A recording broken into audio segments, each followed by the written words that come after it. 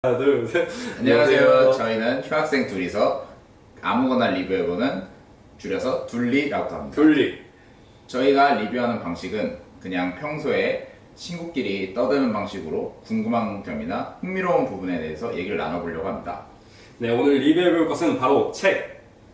댄 에리얼리의 경제심리학이라는 책인데요. 아무래도 저희 둘 다 경영학과를 휴학 중인 학생으로서 저희 전공과 관련 있는 책을 한번 골라봤습니다. 그럼 먼저 서론부터 시작해보겠습니다. 사람은 이성적인 존재가 아니라는 판단. 비이성적이다 여기서 그런 게.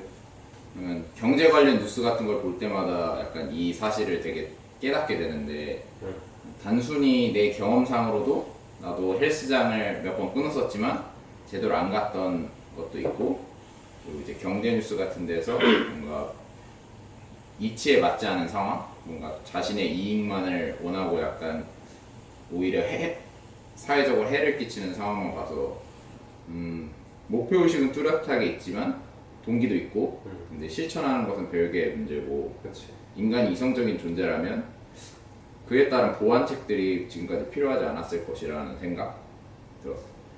규제, 법, 보험, 안전장치 등 같은 것이 인간이 이성적인 존재가 아니라는 것을 증명해 준다고 생각합니다. 이성적이면 당연히 그런 행동을 할 리가 없는데 그런 행동을 하기 때문에 이런 게 있다 이거지. 그렇지. 난 여기 페이지에서 느낀 게, 그래서 약간 너가 말한 것처럼 예를 들어 헬스장을 너가 간다 치면은 이렇게 뭐 살을 빼려는 게 목적이잖아. 하지만 그것을 잘 못 지키게 되잖아.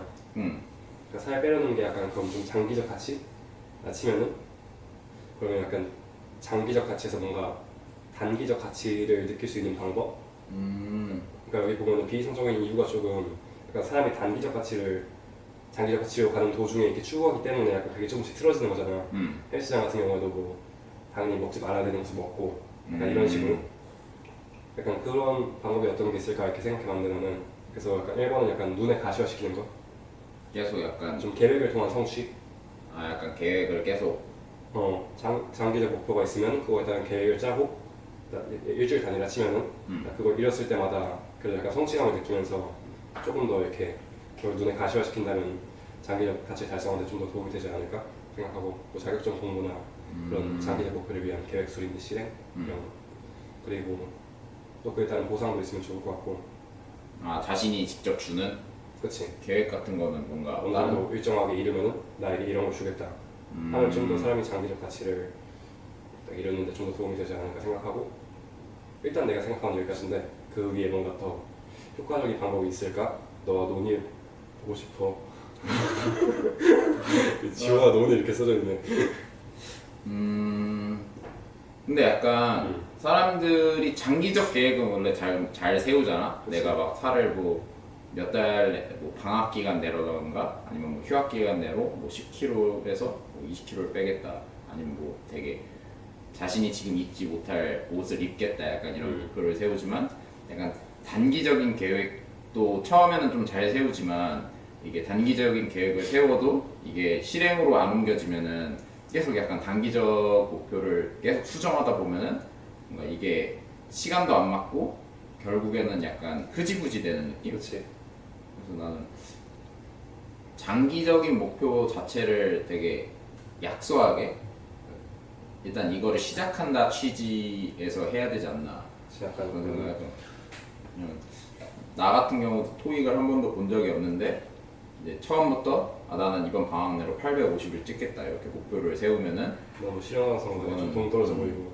뭐 아무래도 시험을 보면은 그 괴리가 딱 보이니까 괜히 약간 실증도 나고 내가 과연 이거 이룰 수 있을까 약간 이런 좀 부정적인 생각도 들면서 오히려 차라리 그냥 나는 이번 방학 동안 토익을 한 5번 보겠다 약간 이런 목표나, 아니면은 좀 현실 가능성 있는 목표 한 700점을 목표로 하겠다 하고서 더 나아가면은 그때 이후로 이제 목표를 또 재설계하면 되는 거고. 그렇지. 또 너가 말한 것처럼 약간 장기적 목표를 좀 이렇게 너무 어렵지 않게 잡는 게 좋을 것 같은데, 방금 내가 말한 부분처럼 장기적 목표를 갖는 도중에 계획들이 있을 거 아니야. 그 계획 자체를 되게 약간 심플하게, 너 말대로 그것 또한 심플하게 잡는 게 좋을 것 같아 확실히. 뭐 토익을 하루에 다 3시간 이상 공부하겠다, 이게 말은 쉬워 보이는데 되게 쉽지가 그치. 않으니까 근데 정말 1시간이라도 하겠다 하면 어떻게 내가 이걸 안 하겠어? 하면서 약간 좀 하게 되잖아. 확실히 이렇게 장기적 목표든 단기적 목표든 좀 더 간단하게 잡는 게 실현하는데 좀 더 도움이 되는 것 같다. 그리고 이제 사람마다 이행할 수 있는 정도가 다르기 때문에 약간 좀 뭐라 해야 내가 진짜 공부를 하나도 안 하던 사람인데 자기가 일주일에 막 6번 정도 공부를 하겠다 이렇게 하면은 솔직히 말이 6번이지 뭐 한 3일 하고서 아 귀찮은데 이러면서 차라리 좀 할 수 있는 역량 안에서 좀 뭐 이틀 하고 하루 쉬고 이틀 하고 하루 쉬고 약간 이렇게 하면서 점점 더 자신이 목표했던 만큼 늘려가는 의외로 자기 자신을 너무 믿는 것도 좋지 않은 것 같아요. 일단 뭐 이 정도 하고 일장 인센티브. 일장 저는 약간 15페이지 15페이지 부분에서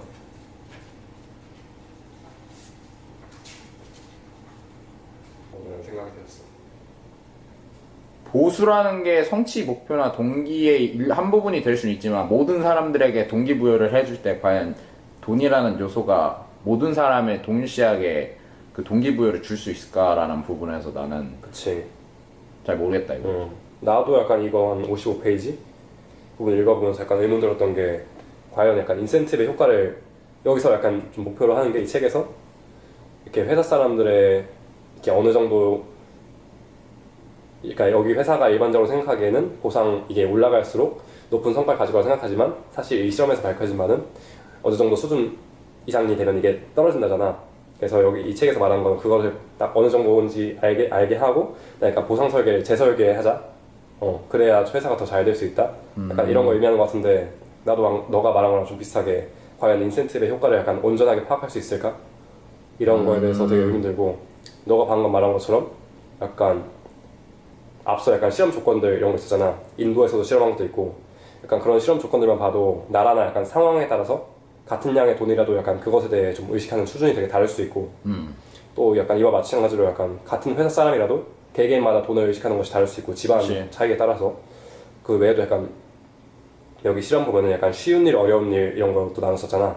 그래서 약간 직무에 따라서도 여기서 실험 조건이 나온 거는 쉬운 일은 인센티브가 높을수록 똑같이 잘하고 어려운 일은 인센티브 효과가 어느 정도 이게 떨어진다 이렇게 말했는데 그 회사 내에서 약간 이런 직무에 따라도 보상 설계를 다 굳이 한다면 되게 다 다르게 해야 될 것 같고 직무에 따라서도 또 다른 상황들이랑 분리해서 온전히 인센티브 효과를 파악하는 것이 현실적으로 매우 힘들 것으로 보여지고 그래서 약간 여기서 말하는 이런 보상 설계를 뭔가 실제 기업에 적용하는 것은 되게 쉽지 않을 것으로 보여진다.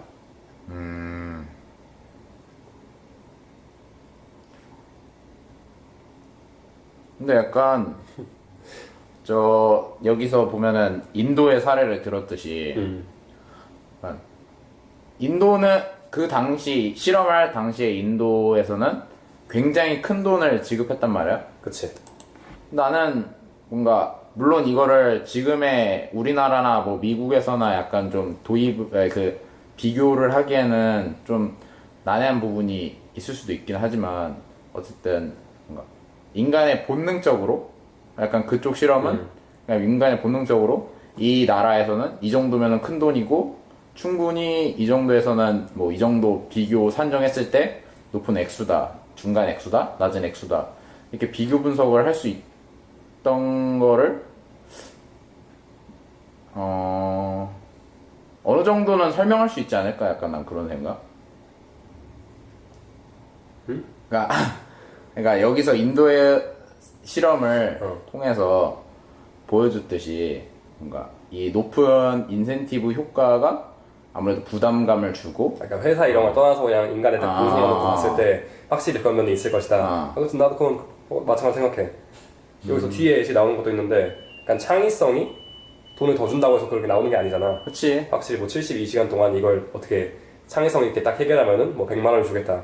이렇게 한다고 해서 100만 원을 받을 거니까 창의성이 더 올라간다. 뭐 이렇게 할 수 있는 것도 아니고 그만큼 더 집중이 될 수 있을지도 되게 의문이고 확실히 그런 거 있는 것 같아. 어느 정도 수준 수준 이상으로 올라가게 되면은 좀 압박감을 느끼는 것 같긴 해 확실히 사람들이. 이 관련 사례로 높은 보상으로 인한 부담감 이런 거를 내가 느꼈던 거는 이번에 동아리에서 방탈출을 진행하면서 JTBC의 요즘 애들이라는 프로그램에서 우리를 촬영하고 싶다는 얘기를 들었었는데 처음에는 약간 TV에 나온다는 기대감 그리고 혹시 이거를 어떻게 스펙과 연결지어서 활용할 수 있지 않을까 약간 그런 매우 이익이 될 거라고 생각했는데 그치. 아무래도 TV에 나온다고 하니까 괜히 힘이 들어가고 지속되다 보면은 괜히 잘할 수 있을까라는 부담감? 오히려 첫 번째 준비했던 것보다 두 번째 준비했을 때 뭔가 압박감이 좀 더 심하고 뭔가 뭘 해야 될지 모르겠다 약간 되게 막연한 두려움 같은 것들이 있었는데 결국에는 무산이 되긴 했지만 오히려 이런 부담감이 지속됐다면은 저번보다 성과가 훨씬 더 안 나오지 않았을까 압박감으로 인해서. 난 그런 생각이 들었어. 또 약간 나도 한 얘기 더 하자면은 이게 경제 심리학이다 보니까 난 아무래도 약간 회사에 이걸 적용할 수 있을까? 이런 관점을 생각을 많이 했는데 약간 새로운 신생 기업에서 이것처럼 이렇게 보상 수준을 맞춘 다음에 그거에 따라 보상 설계를 하는 것은 몰라도 약간 또 존재하던 회사 내에서 역유자형 효과, 인센티브 효과를 정확히 파악하고 또 새로운 보상 설계를 치면은 약간 처음부터 저렇게 보상 설계를 한 것이 아니라 주어진 것에서 약간 재설계하는 것은 약간 인센티브를 그 받는 입장에서 또 그거에 대한 느낌이 또 다르잖아. 아무리 그게 처음에 받아오던 그 조건 하에서 약간 이 정도 있으면 얘네들이 성과가 떨어지는구나 하고 그걸 통해서 보상 설계 다시 해가지고 이렇게 만약에 깎았어. 그럼 또 느낌이 다를 수 있잖아. 원래 받던 거에서 뭐 적어진다거나 아니면 좀 더 많아진다거나. 그래서 이게 지금 존재하는 회사에 이렇게 바로 적용할 수 없을 것 같다는 느낌이 들었어. 근데 그래도 확실히 약간 이러한 좀 사실 같은 것들을 인지하는 것이 기업 인사팀 같은 데는 되게 도움이 될 것 같아. 약간 뒤에 나오지만 약간 동기는 촉진시키되 압박감 때문에 생산성을 저해하는 것을 회피하기 위한 방법 같은 게 나오거든. 그러니까 첫 번째는 뭐 소규모 보너스를 약간 자주 지급한다든지, 두 번째는 5년이나 3년 등의 약간 기간을 정해두고 평균 성과에 따라 성과급을 지급한다든지. 그러니까 이런 거는 회사에서 충분히 약간 적용할 만한 방법이지 않을까. 난 일단 이 정도 입장에서는. 또 나는 내 개인적인 경험으로는 군대에서 2등병 때 독후감대회를 나가가지고 2등을 하면서 포상을 받았었는데 그 뒤로 독후감대회가 있으면은 괜히 먼저 써보려 하고 괜히 막 포상에 대한 욕심 때문에 예전처럼 쓰는 게 아니라 뭔가 어떻게 하면 더 어필할 수 있을까 어떻게 하면 포상을 더 받을 수 있을까 이렇게 몰두하다 보니까 오히려 더 성과가 안 나왔던 약간 그 보상만을 바라보고 하는 것 같은 느낌. 그냥 그런 거가 접목시킬 수 있었다고 생각해. 확실히 이런 심리를 아는 것은 뭐 도움이 안 되진 않지, 알면은.